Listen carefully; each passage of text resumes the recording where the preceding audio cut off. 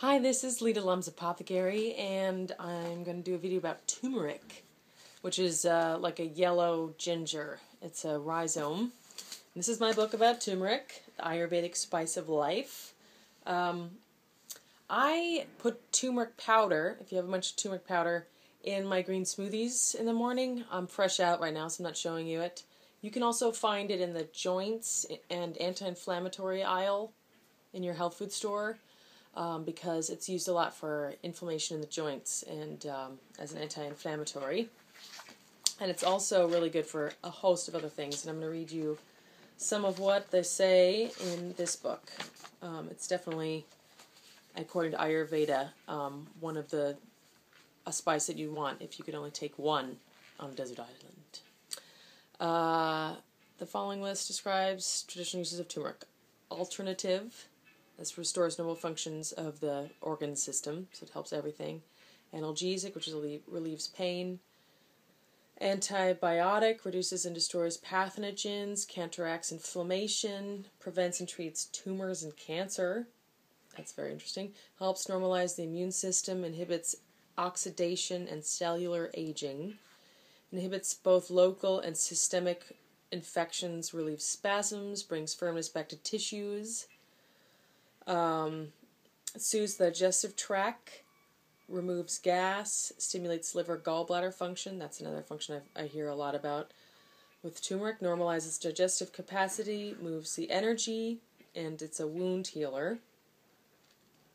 Yeah, diabetes, cancer, anemia, AIDS, and HIV, which, it's an Ayurvedic book. Digestion, female regulator, food poisoning, gallstones, indigestion, irritable bowel syndrome, parasites, food or poor circulation, staph infection, skin disorders, and wounds. So yeah, I put it in my mask because it's very good for skin.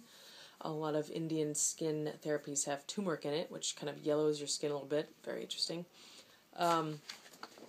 So I'll either take in the pill form, which you can find in your joint anti-inflammatory, also herbs that also do that in your in the aisle that have herbs that do that in your health food store, as well as you just put the powder straight into smoothies.